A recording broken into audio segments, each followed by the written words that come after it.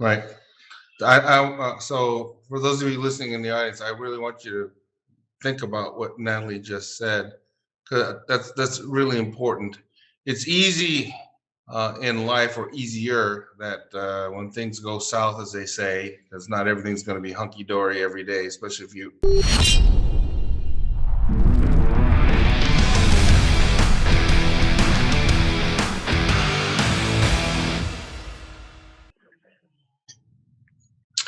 Well, hello everybody, and welcome to another edition of the Ronin Leadership Podcast. It's Friday afternoon here in Summerlin, just a little bit, I guess, west of Las Vegas. And happy Friday to everybody.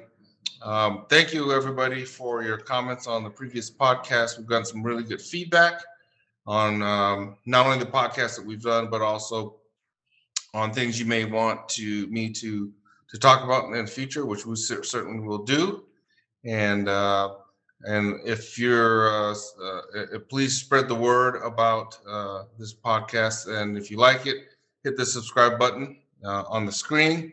And also, always have to do a shameless plug for my book, The Art of Ronin Leadership, which is, you can find that on Amazon.com or MikeHowardAuthor.com. Uh, Please take a look at it. And if so inclined and you like it, and even if you don't, even if you have some criticism, feel free to either send it to me or pop something on Amazon on the review.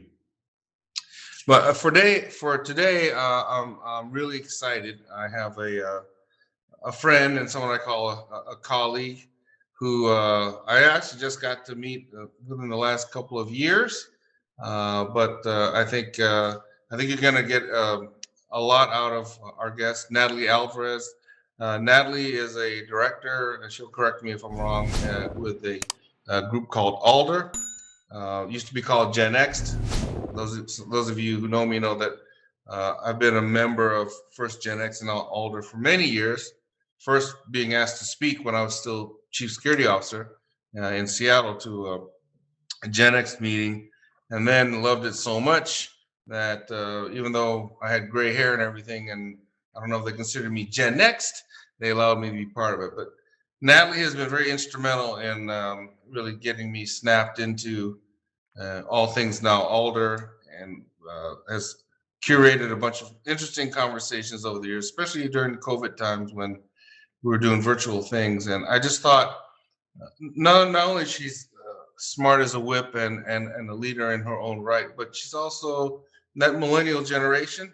And I think we want to keep things, make sure that we're reaching all demographics and just trying to chew through this thing called leadership. So, Natalie, welcome to our podcast, and we're really honored and happy that you decided to do this for us.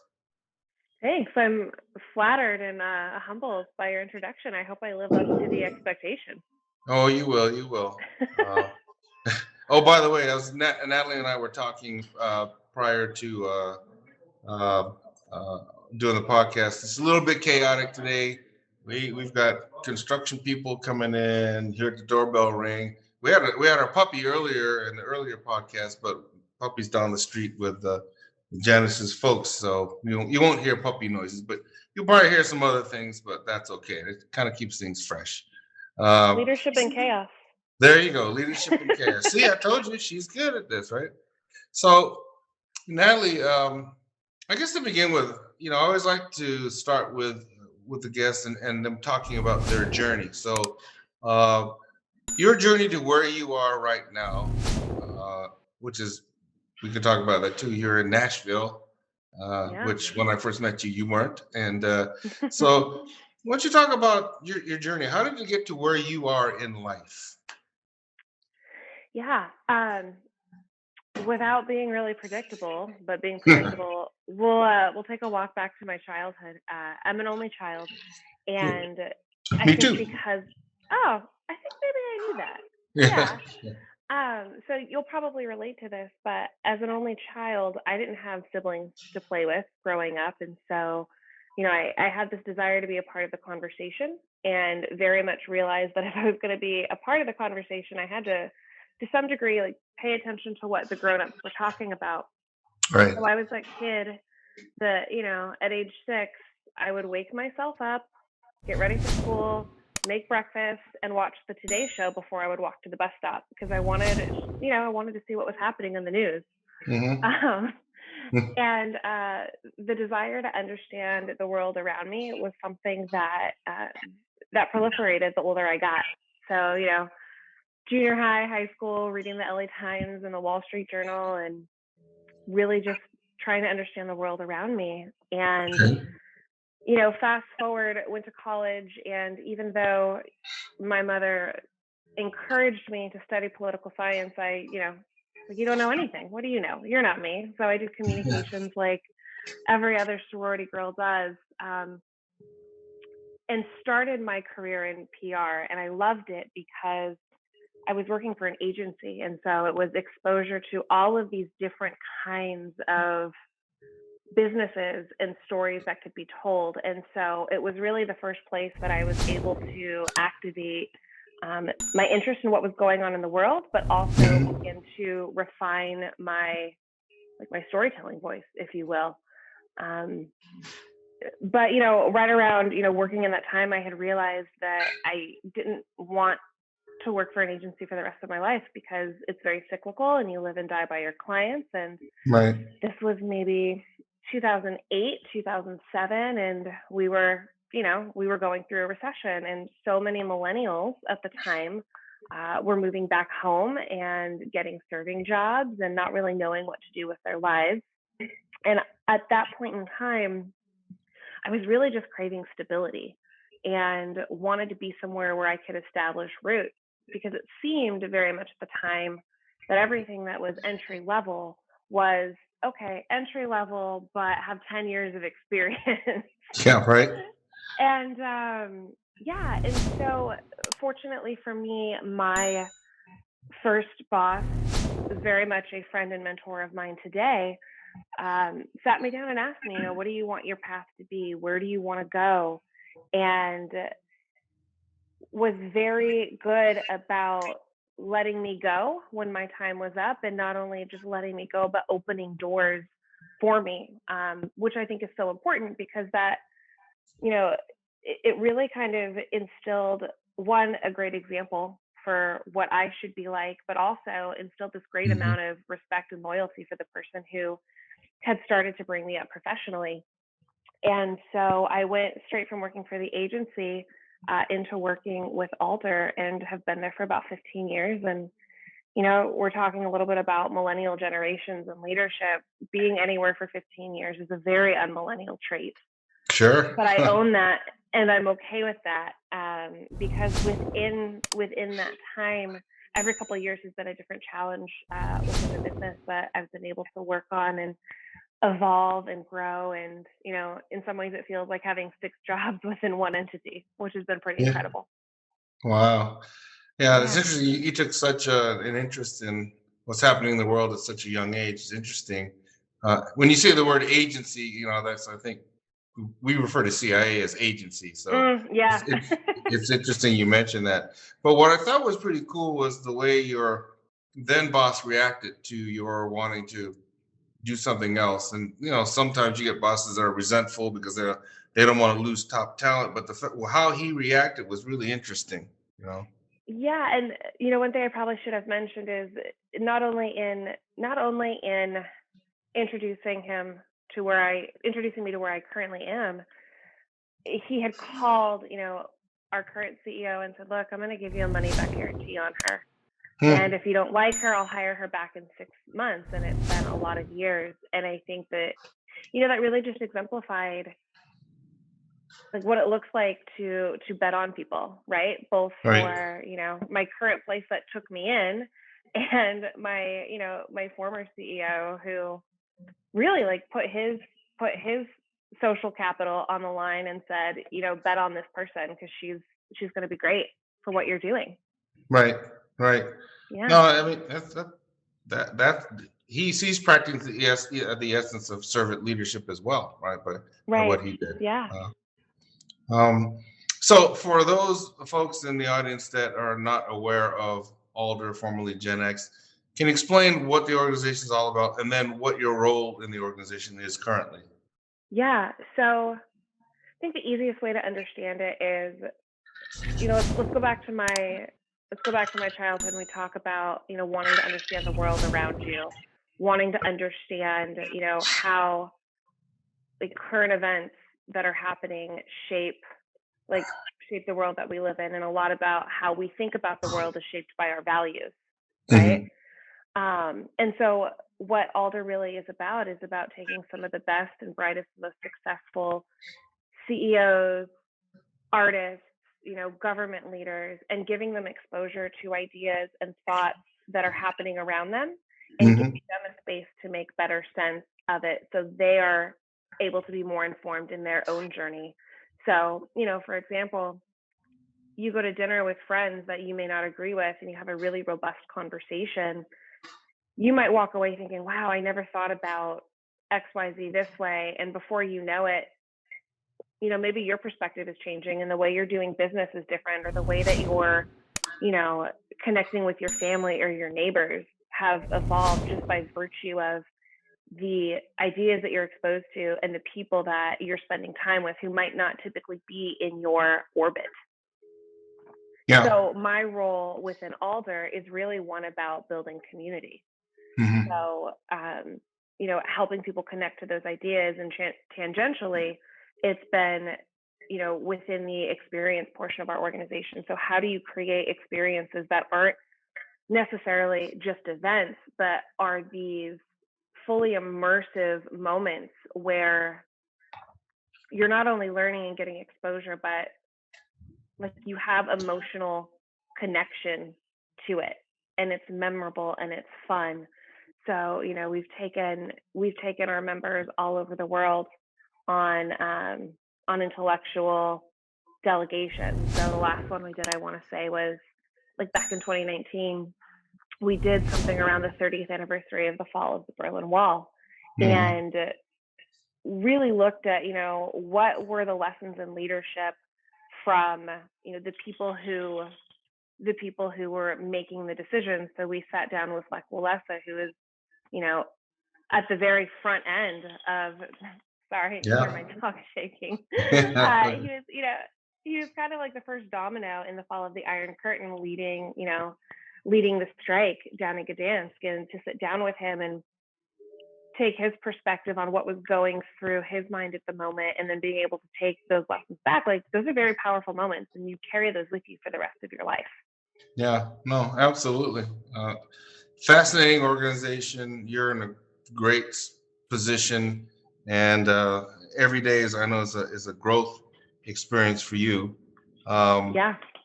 uh, I've had my fair share of millennials working for me, and you're right. 15 years in any one organization is typical non-millennial, but that's great because you're enjoying the ride. As long as Yeah. you're enjoying the ride and contributing, that's wonderful. You and I've talked before about mentoring. In the area of mentoring the next generation of leaders, uh, as you will, Mhm. what are some things that leaders should keep in mind when they're thinking about how to mentor the next gen? Any differences, or same as with baby boomers in your optic? So let me ask you, are you asking how older generations should mentor new ones, or are you asking about, millennials, you know, bringing up those who come behind them? Yeah, no, I think it's the former, and I ask it because I think you and I Mm. have talked once before. I was at a conference once where the topic, and it was given by some friends of mine who are wonderful folks, but baby boomers, and talking about generational differences in leadership Mhm. styles. And I Yeah. told you I had my former business manager there, and it was a millennial. I said, and I kind of raised my hand and said, "Why don't you ask her?" Yeah. Because Yeah. you've got I'm all here. this theory up on the whiteboard there, and so that's kind of the gist of my question. Are there stereotypes that keep uh, a certain generation like mine from effectively mentoring or having preconceived notions about how to mentor?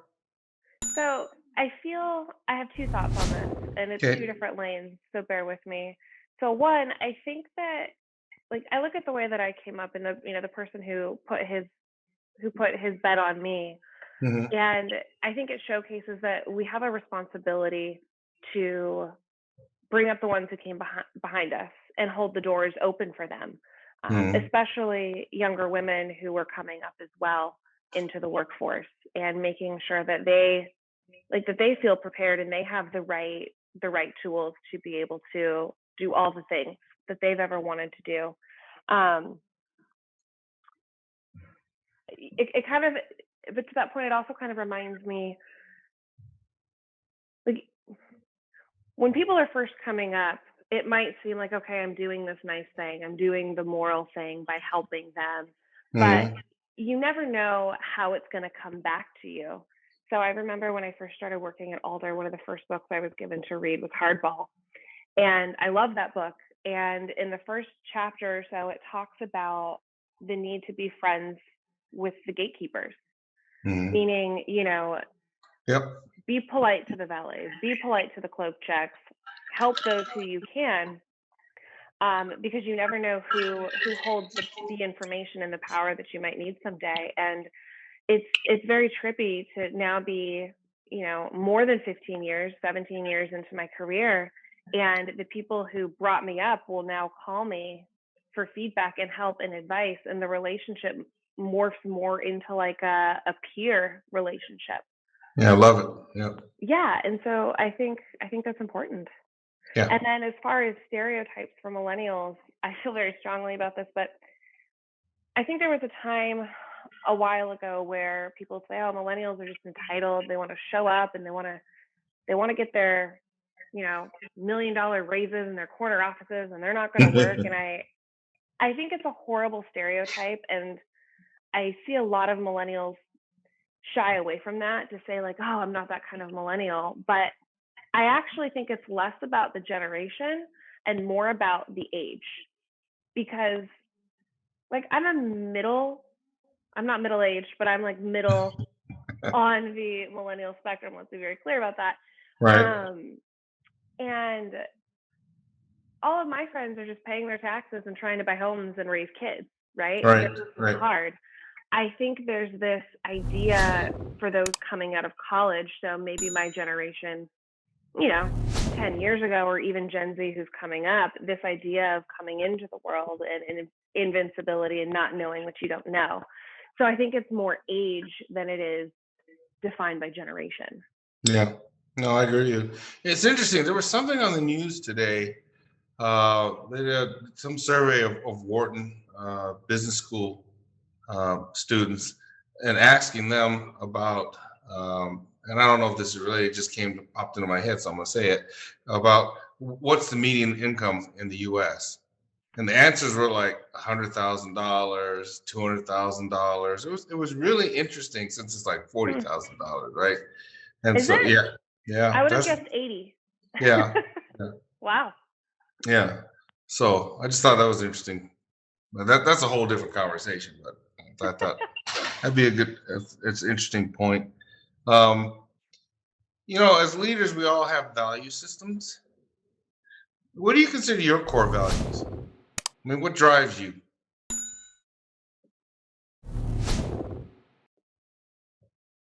I think authenticity, Hmm.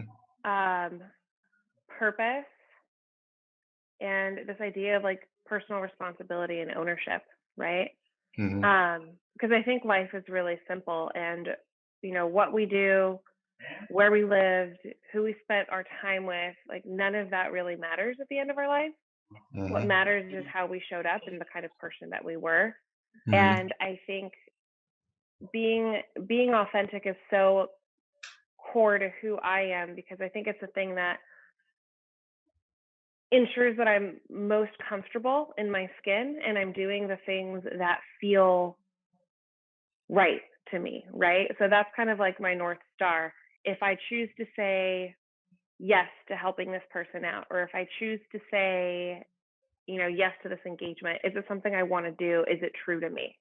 And Hmm. that's kind of how I guide myself. And then, just the idea, and we talk a lot about this in Alder, but the idea of personal responsibility, just to be in a place where you can say, yes, I own that I'm responsible for my happiness. I'm responsible for my success. Hmm. I'm responsible for the outcome of my life.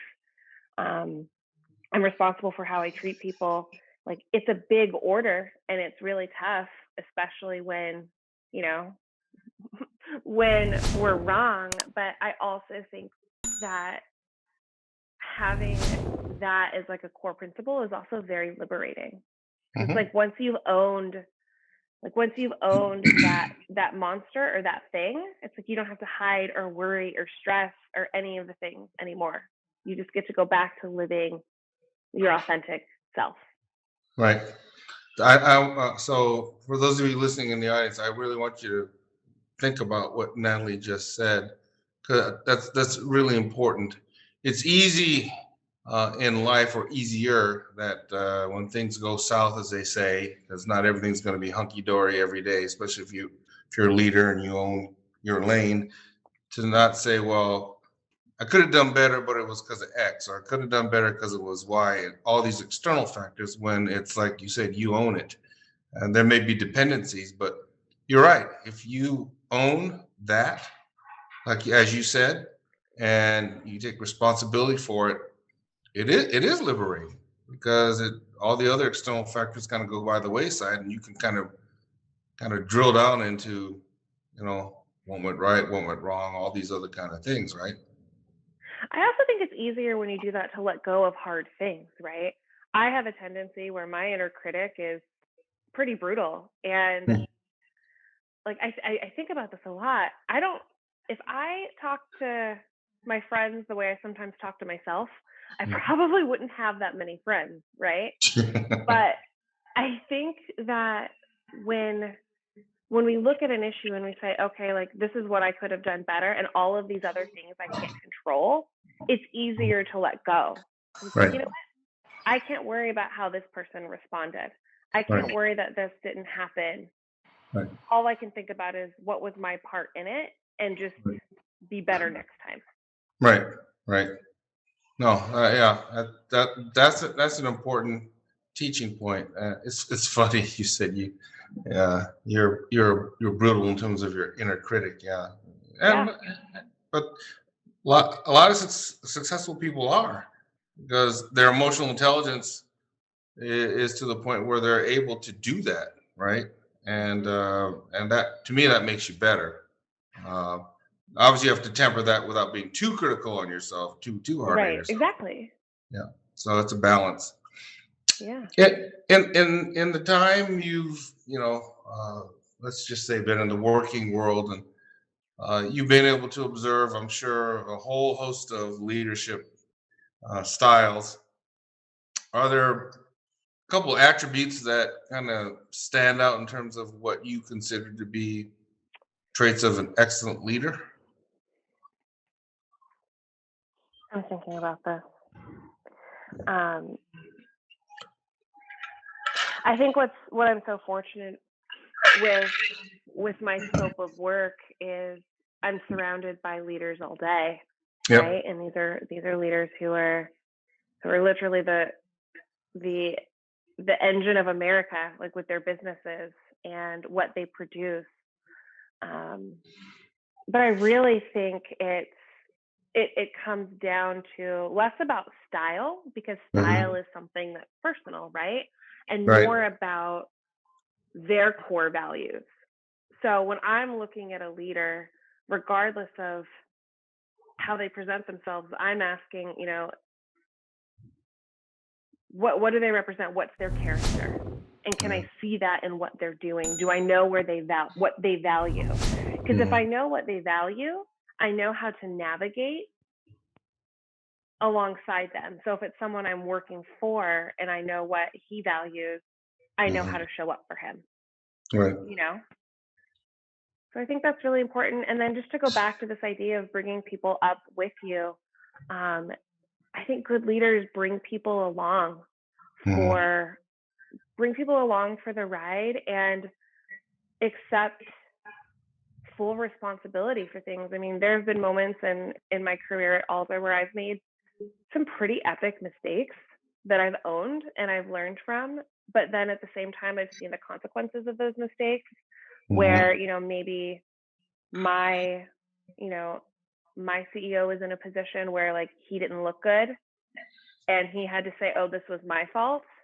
I think those were incredible learning moments for me because one, I never want to put my leader in a situation where he's compromised because of me not performing, Mhm. right? So there was that desire to do well, but then also this other idea of like, oh, that's what a leader does. Like a leader accepts full responsibility for an entire body of work, Right. even for the people underneath them. Right. Yeah. Yeah. That's huge right there because I would argue in many instances in the business world that doesn't happen.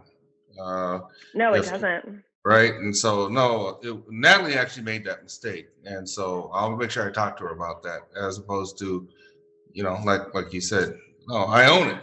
I own the whole ship. It's my ship, and so anything happens Right. on that ship, right? I take, and then I'll talk to you offline afterwards. Yeah. And you also hit on a critical point too. I talk about it a lot in the book, but also like yesterday I did an engagement downtown. You Hmm. learn more from your mistakes than you do from Yeah. successes. You just do because it just. I mean, it's interesting. You're probably the same way. I whatever successes you had, maybe you remember the really big ones. The little ones, you kind of I don't remember, but I sure as heck remember the mistakes I've made in my career, like you have, right? And Yeah. um, the thing is, you don't dwell on them. You learn from it and move on. You know, uh, Right. yeah, and that's Right. that's that's what keeps people behind if you just dwell on them. I think you've hit on this already, so I'm just not going to worry about that one. Yeah, as we're talking. So well, there are a lot of things going on in the world today, and that's obviously a given. We have pandemic, and we have social discord, and political discord, and economic Hmm. issues, blah blah blah, all those things. And I did a podcast I told you earlier today, and I was telling my guest that I enjoyed being CSO when I was, and there certainly we had our share of challenges. Uh, part of me misses that ride, but the other part of me glad that I'm not dealing with a lot of these issues today. Yeah. And as you're looking as a leader, and you're Hmm. looking at leaders currently, like you in positions of leadership, um, how are you, or are you? How are you preparing for things that are going to happen downrange? What are you doing to ready yourself, or what's your mindset like about what the future holds, and how are you going to be able to deal with whatever comes down the way? Some of it may be anticipated, a lot of it, like the pandemic, won't be. So, are you? I don't know. How do you see yourself? And probably, if you kind of extrapolate that into, what are some big leadership challenges you foresee coming in the future? Yeah. Hmm. It's a really good question. That's why I gave it to Um, you. I know. I'm just gonna take it. I'm gonna take it how I'm internalizing it, and hopefully that's satisfactory. But I think as a woman who's mid career, Mhm. I spend a lot of time thinking about what what my leadership looks like, not necessarily in a hierarchical standard, but Right. how I move through the world, both professionally and personally, and how people are watching me. And the we'll say like it almost feels like the bigger work related conversations I get in, or the more that I start to take on more responsibility, I guess you could say, as a professional, the more Mhm. mindful I have to be, it feels like at times, about presentation, tonality. Um, and I don't know if this is like a personal bias of mine or if it's, something that a lot of women in my space struggle with, but it's like, uh, do we have to think more about how we're presenting in our tone and how we come across Mm-hmm. before we think about the actual work product? So for example, if you and I were having a conversation and you were really direct with me, I wouldn't say like, oh God, Mike is such a jerk, I can't believe him. I'd be like, oh, he was very firm, he must mean business, Right. right? But I think if a woman delivers a stern message, it's, oh God, like what a bitch, or she was really abrasive. Yeah. And I think Yeah. that's really unfair. And I think there are times, yes, tonality should be corrected, but I also think that it becomes tough because it can hold people back. And Mm-hmm. it Mm-hmm. feels at times like there's a standard. It feels sometimes like there's a standard that doesn't always seem like it's on equal footing. And so like that's something that keeps me up at night. Like how do I make sure that I'm evolving in a way that I'm seen like for ideas and thoughts and respected on the same footing? That was Yeah. kind of clunky, but it's probably Yeah. clunky because Yeah. it's something that I'm actively thinking about. Right. But it's a reality that you live with, and I'm sure obviously other women leaders deal with, and have for the longest time, and that certainly is a challenge. But I think certainly your approach to acknowledging that and then working through that, I think things things always get better, sometimes in leaps and bounds, and sometimes incrementally. And perhaps this one, is more incremental, Yeah. right? I guess. But yeah, so um, something came to mind just a second ago as we were Yeah. talking. Um, are you? I mean, I know the answer to this question, but well, there's kind of two pronged. Are you a hopeful person? That's kind of number one.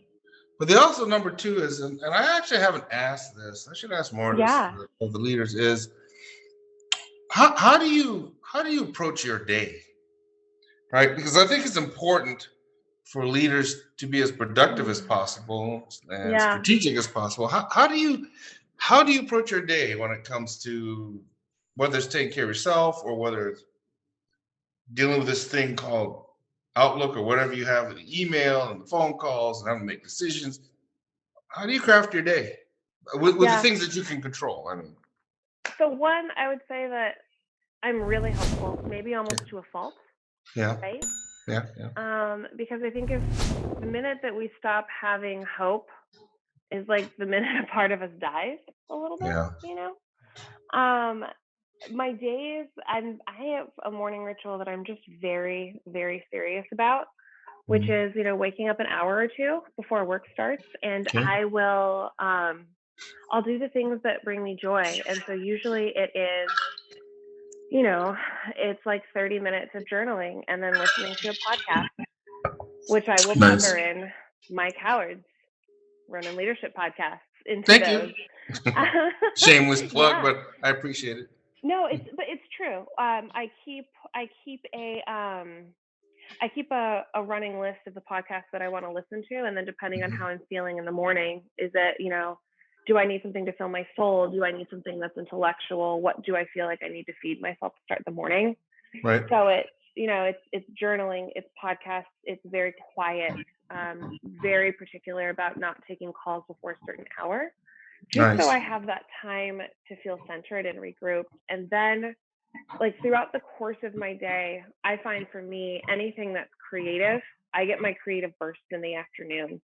It's Okay. almost like I need to clear my deck and get all of the to-dos off of my mind so my space can be free.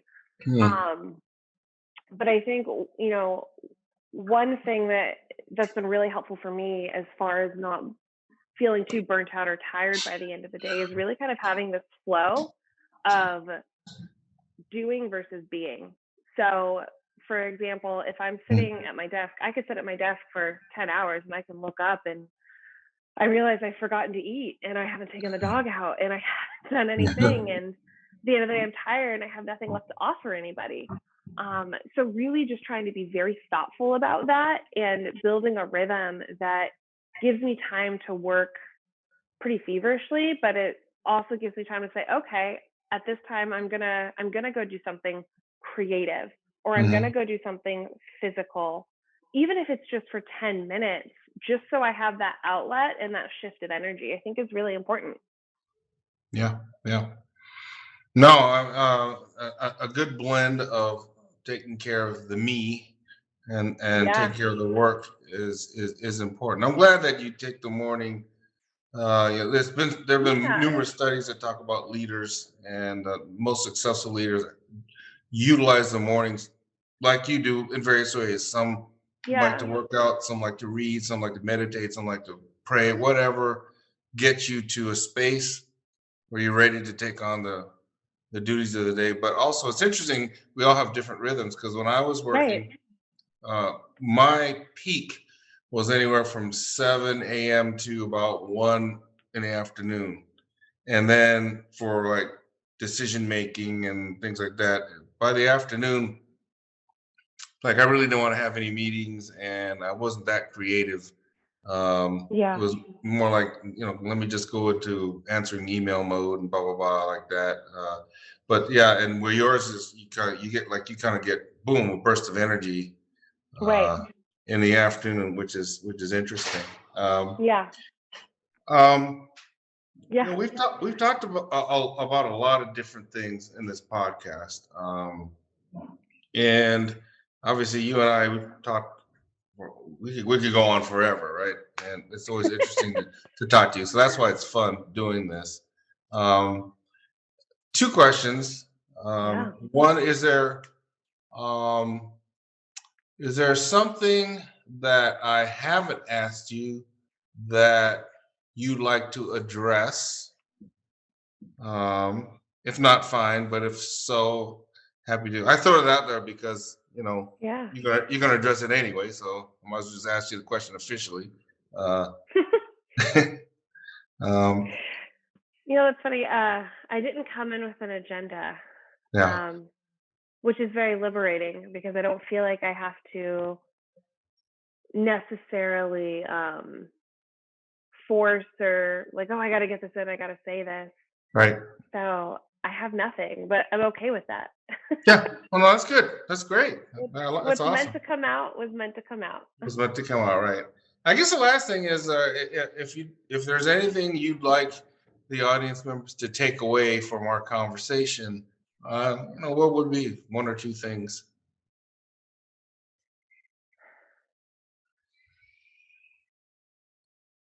Hmm.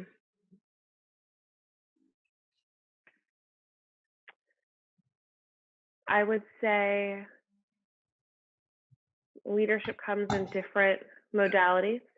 So as Mm-hmm. you're refining your own brand of that, Mm-hmm. then just I would invite you to continue to do what feels authentic and right, Mm-hmm. and remember to bring people up behind you as Yeah. you move up.